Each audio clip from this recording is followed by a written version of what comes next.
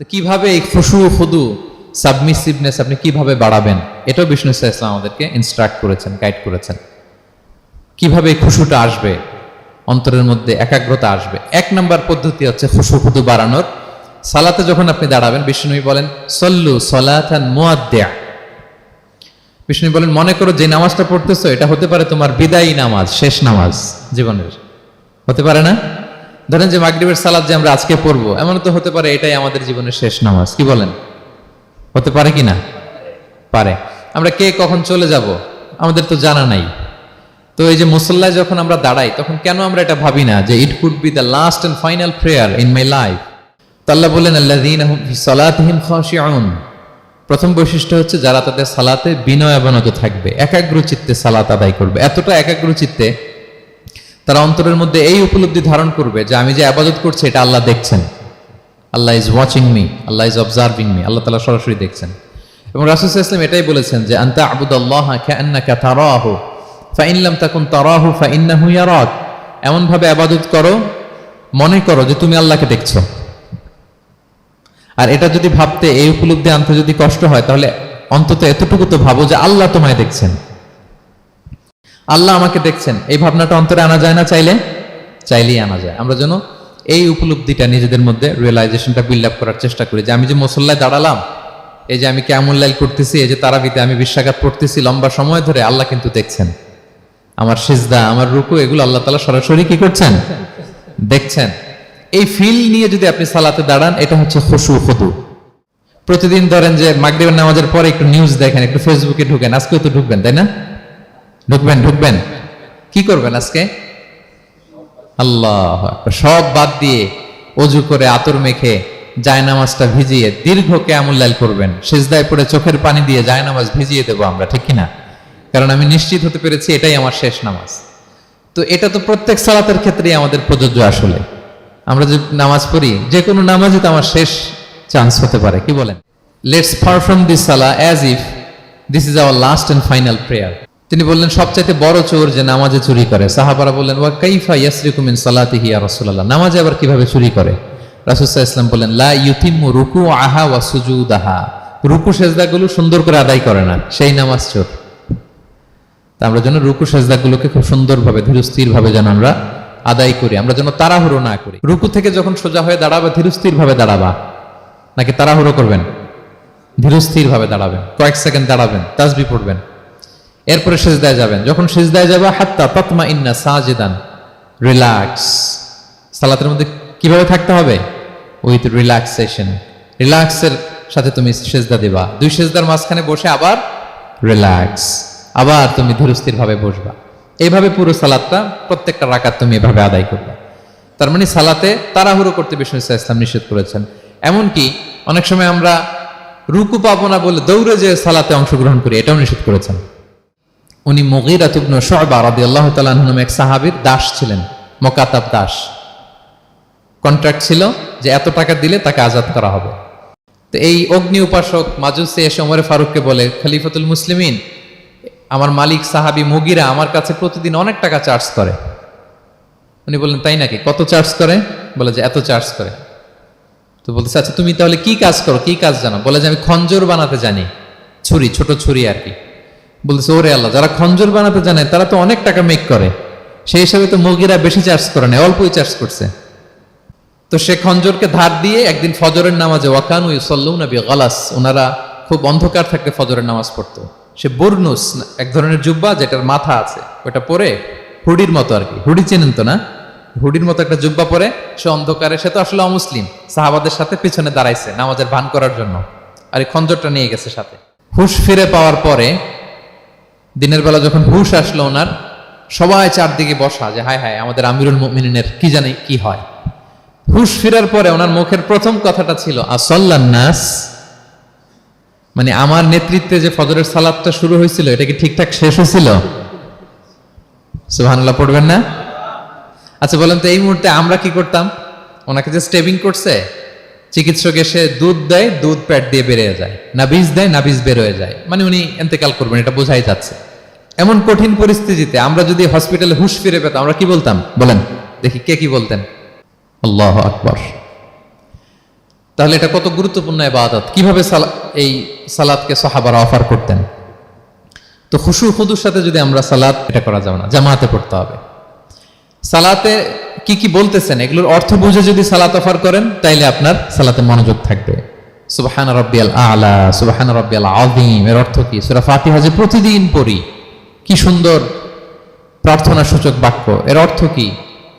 আল্লাহ সকল প্রশংসা তোমার, আল্লাহ তুমি দয়াময় মেহেরবান, আল্লাহ তুমি বিচার দিবসের মালিক, যেদিন তোমার আরশের ছায়া ছাড়া কোনো ছায়া থাকবে না। নবীদের যে পথে চালিয়েছে ওই পথে আমাদেরকে চালাও, যারা ভ্রান্ত হয়েছে, যারা তোমার ক্রোধের শিকার হয়েছে ওই পথে আমাদেরকে চালিও না। কি চমৎকার চমৎকার কথামালা দিয়ে আমরা এই দোয়াগুলো পড়ি। আমরা অর্থ বুঝি না বলে আমাদের হৃদয়েও টাচ করে না, ঠিক কিনা? দেখবেন আরব শায়েকরা যখন কিয়ামুল লাইল করে, তারাবির সালাত পড়ায়, অনেক অনেক আয়াতে ওনারা ডুকরে ডুকরে কেঁদে ওঠে আওয়াজ করে। বিষ্ণু ইসলাম বলেন, ইদা আম্মানাল ইমামু ফাআমিনু, ইমাম আমিন বললে তোমরাও আমিন বলো, কারণ এই মাত্র একটা দোয়া করা হয়েছে। সূরা ফাতিহাটা কি? একটা দোয়া। ইদা ওয়াফাকা তামিনুকুম তামিনাল মালাইকাতি গুফিরা লাহুম মা তাকাদ্দামা মিন যামবিহি ওয়া মা তাআখার। রাসূল সাল্লাল্লাহু আলাইহি ওয়াসাল্লাম বলেছেন, আমরা তো শুধু সুবহানাকাল্লাহুম্মা বিহামদিকা ওয়া তাবারাকা ইসমুকা ওয়া তাআলা জাদ্দুকা শুধু এটাই পড়ি। রাসূল সাল্লাল্লাহু আলাইহি ওয়াসাল্লাম তাকবীরে তাহরিমে বাধার পরে অনেক চমৎকার চমৎকার দোয়া পড়তেন। ইন্না সলাতি ওয়া নুসুকি ওয়া মাহইয়ায়া ওয়া মামাতি লিল্লাহি রাব্বিল আলামিন। আমার সালাত, আমার ইবাদত, আমার জীবন মরণ সবটাই কার জন্য? এই দোয়াটা পড়তেন শুরুতেই। সালাম ফিরানোর আগে বিষ্ণু সাল্লাল্লাহু আলাইহি ওয়াসাল্লাম দোয়া মাসুর পড়তেন। কত চমৎকার মাসুর দোয়া আছে।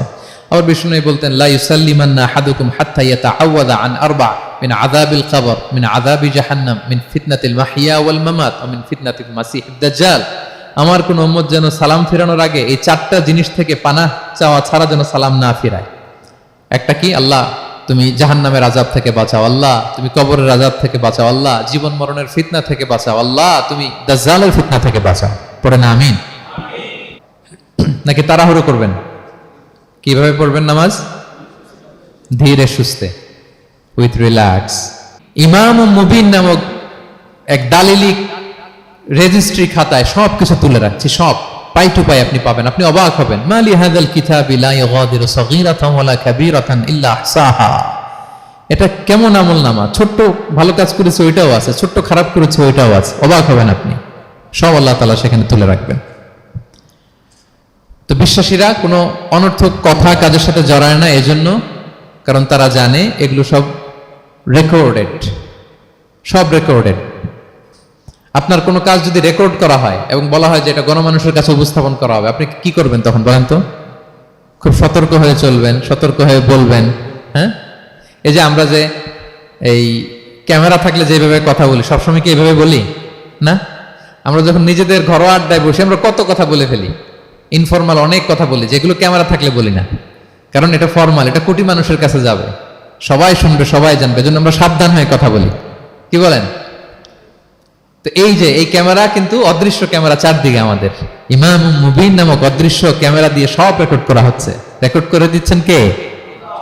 পাই টু পাই হিসাব চাওয়া হবে। আল্লাহর সুপ্রিম কোর্টের কাঠগড়ায় সব হিসাব চাইবেন আল্লাহ তাআলা, আপনি যে দেখবেন। তো বিশ্বাসীরা এই সেন্সটা মাথায় রাখে, সব যেহেতু রেকর্ডেড, যা মনে চায় মুখ দিয়ে বলা যাবে, যা মনে চায় করা যাবে না। এজন্য অহেতুক কথাবার্তা, অহেতুক সমালোচনা, অহেতুক গসিপিং, অহেতুক কমেন্টস এগুলো করব না। এখন সোশ্যাল মিডিয়ার যুগে দেখবেন যে কমেন্টসের বন্যা বয়ে যায়, যার যেটা মনে চায়, কারণ ধরার কেউ নাই, দেখার কেউ নাই, বলার কেউ নাই, যা মনে চায় লিখতে থাকে। হ্যাঁ, বিশাল একজন বড় মাপের লোক, তার ওখানে যে লিখতেছে যা মনে চায়, গালি গালাজ, ওনাকে অ্যাডভাইস দেওয়া, নাসিহাত দেওয়া ইচ্ছে মতো। বিশ্বাসীরা এটা করে না, তারা অনর্থক কোনো কাজে জড়ায় না, এবং কেউ জড়াতে চাইলেও তাকে স্পেস দেয় না। একদল আছে দেখবেন যে আপনি আজে বাজে কাজে জড়ান না, এটা আবার অনেকের ভালো লাগে না। তো তারা এসে আপনাকে জড়াতে চাবে, তর্ক করবে, আপনার সাথে ডিবেট করবে, পায়ে পাড়া দিয়ে ঝগড়া করবে, এরকম আছে না নাই? আপনার কমেন্ট বক্সে এসে দেখবেন যে গালি দিবে, হ্যাঁ, ট্যাগিং করবে, পোক করবে, মানে আপনাকে অস্থির বানাতে চাইবে। আপনি কি করবেন? আপনিও আরেকটা গালি দিয়ে দিবেন কমেন্টসে। আপনারও তো স্বাধীনতা আছে নাকি? আপনিও দিবেন গালি। কি করবেন? সালাম দিবেন। কি দিবেন? ওয়া ইযা খাতাবাহুমুল জাহিলুনা ক্বালু সালামা। সূরা ফুরকানে আল্লাহ বলেছেন যে মূর্খরা যখন অনর্থক তর্ক করতে আসতে চায়, বিশ্বাসীরা তাদের সাথে ওই ফাঁদে তারা পা দেয় না। তারা কি করে? সালাম দিয়ে কেটে পড়ে। তাহলে পায়ে পাড়া দিয়ে যদি কেউ এখন থেকে ঝগড়া করতে চায় আমাদের সাথে, আমরা কি করব? সালাম দিয়ে ওখান থেকে কেটে পড়ব। 3 নম্বর হচ্ছে ওয়াল্লাযীনা হুম লিয-যাকাতি ফাঈলুন। বিশ্বাসীরা, তাদেরকে যদি আল্লাহ তাআলা ধন সম্পদ দিয়ে সমৃদ্ধশালী করে, তারা যাকাত দেয়। কি দেয়? আপনারা যাকাত দেন তো নাকি? দেখে তো মনে হচ্ছে সবাই ব্যবসায়ী, হ্যাঁ, চেহারা দেখে মনে হচ্ছে মাশাআল্লাহ অনেক সম্পদের মালিক। যাকাত দিতে হবে। আমরা যে যাকাত দেই, এটাকে আমরা করুণা করি? বলেন তো না। যাকাত হচ্ছে গরিবের হক। ওয়াফি আমওয়ালিহিম হাক্কুন লিস-সাইলি ওয়াল মাহরুম। আল্লাহ বলে ধনীদের সম্পদে গরিবদের অধিকার আছে। তারপর যখন কারো অধিকার দিলেন, আপনি কি তার প্রতি করুণা করলেন? হ্যাঁ, অধিকার কি করুণা? বলেন তো না। আপনার সম্পদে গরিবের অধিকার, আপনি করুণা করেন নাই, বরং আপনার থেকে যাকাত নিয়ে ওই গরিব আপনাকে করুণা করে গেছে। কারণ যাকাত নেয়া তার জন্য আবশ্যক না, আপনার দেয়া আবশ্যক। ও যদি বলে আমি যাকাত দিব না, তো আপনি কারে দিবেন? ও যাকাত গ্রহণ করে আপনাকে বাঁচালো। তাহলে credit goes to them, thanks goes to them. ইসলাম চায় এই যে অর্থনৈতিক তারল্য, এটা সমাজে সবার কাছে থাক। এক পাশে গাছতলা, আরেক পাশে পাঁচতলা, এরকম বিভাজন ইসলাম চায় না। ইসলাম চায় সবার হাতে টাকা পয়সা থাক। কাইলা ইয়াকুনা দুলাতান বাইনাল আগনিয়াই মিনকুম। টাকা পয়সা যেন শুধু ধনীদের মধ্যে সার্কুলেট না হয়, সবার কাছে যেন যায়। এজন্য আল্লাহ বলেন তোমাদের সম্পদে গরিবের অধিকার আছে। এটা করুণা না, এটা অধিকার। আর যদি এই ফরজ ইবাদত আপনি আদায় না করেন, আল্লাহ বলেন কঠিন শাস্তি তোমাদের জন্য অপেক্ষা করছে। আল্লাযীনা ইয়াকনিজুনা আয-যাহাবা ওয়াল ফিদ্দাতা ওয়া লা ইউনফিকুনহা ফি সাবিলিল্লাহ ফাবাশশিরহুম বিআযাবিন আলীম। স্বর্ণ জমায়, রূপা জমায়, ব্যাংক ব্যালেন্স, যাকাত দেয় না, তাদের জন্য কঠিন আযাব। কঠিন আযাবের সুসংবাদ দিয়েছেন আল্লাহ। দুঃসংবাদ না, সুসংবাদ। মানে হেয় করে, তুচ্ছ করে আল্লাহ তাআলা বলেছেন। ছেলে ইংরেজি পরীক্ষায় ফেল করছে, মা বলে ফেল করছে না, পড়াশোনা তো নাই, তোমার বাবা আসুক, এমন মাইট দিবে, মাইট দিলে মজা টের পাবা।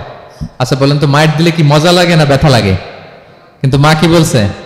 মজা টের পাবা। মানে ওরে তুচ্ছ করে, তাচ্ছিল্য করে বলছে, মায়ের তীব্রতা বোঝানোর জন্য বলছে যে এমন মাইট দিবে, টের পাবা, দাঁড়াও, তোমার বাবা আসুক আজকে ঘরে। আল্লাহ ওইটাই বললেন। এই সম্পদগুলোকে লোহার খুন্তি বানিয়ে জাহান্নামের আগুনে পোড়ানো হবে। 3 জায়গায় ছাকা দেওয়া হবে। তুকুয়া বিহা জিবাহুহুম, কপালে, পাজরে, পিঠে। আর বলা হবে হাযা মা কানাস্তুম, এগুলো তুমি জমায় রাখছিলা, দাও নাই মানুষকে। Bank balance, FDR, fixed deposit, price bond, এটা সেটা দাও নাই তুমি। আর হাদিসে এসেছে সুজা আন আকরা, টেকো সাপ হবে, মোস্ট ভেনোমাস স্নেক। সাপের মাথায় কিন্তু চুল গজায়, জানেন? সাপের মাথায় পশম আছে, কিন্তু যেই সাপের যেটা বেশি বিষাক্ত, ওটার মাথায় পশমও থাকে না বিষের কারণে। এরকম সাপ ওই সম্পদগুলো সাপ হয়ে ছোবল মারবে আর বলবে আনা মালুক, আমি তোমার প্রাইস বন্ড, আমি তোমার ব্যাংক ব্যালেন্স, আমাকে খাওয়ার জন্য তো রাখছিল, আজকে উপভোগ করো। আল্লাহু আকবার। আল্লাহ আমাদেরকে হেফাজত করুক। সো যাদের সম্পদ আছে আমরা যেন যাকাত দেই, হিসেব করে করে যেন দেই। আপনাদের স্ত্রীদের যাদের অর্নামেন্টস, জুয়েলারি আছে, তারা যেন তাদের সম্পদের যাকাত দেয়। 25 গ্রাম যদি সোনা থাকে বা 595 গ্রাম যদি রূপা থাকে, অথবা এই পরিমাণ সম্পদ থাকে, ভাবিরাও যাকাত দিতে হবে। এটা ইন্ডিভিজুয়াল ইবাদত। আপনার যাকাত আপনার, ভাবির যাকাত ভাবির। আপনি চাইলে টাকা দিয়ে হেল্প করতে পারেন, কিন্তু ওনারও হিসাব করতে হবে এবং এটা কম্পালসারি, দিতেই হবে, দিতেই হবে। তাহলে ওয়াল্লাযীনা হুম লিয-যাকাতি ফাঈলুন। 4 নম্বর হচ্ছে তারা যাকাত দেয়। বিষ্ণু ঈসা ইসলামকে মক্কার লোকেরা 2টা উপাধি দিয়েছিল। এক হচ্ছে আস-সাদিক, 2 হচ্ছে আল-আমিন। সাদিক মানে সত্যবাদী। কারা দিয়েছিল?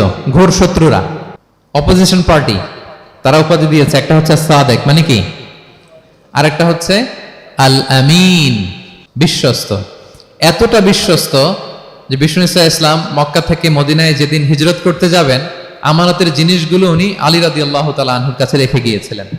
এত এত আমানতের সম্পদ ওনার ঘরে ছিল। এই ডিপোজিট বুঝিয়ে দিতে আলী রাদিয়াল্লাহু তাআলা আনহুর টানা 3 দিন সময় লেগেছে মক্কাবাসীদের আমানত বুঝিয়ে দিতে।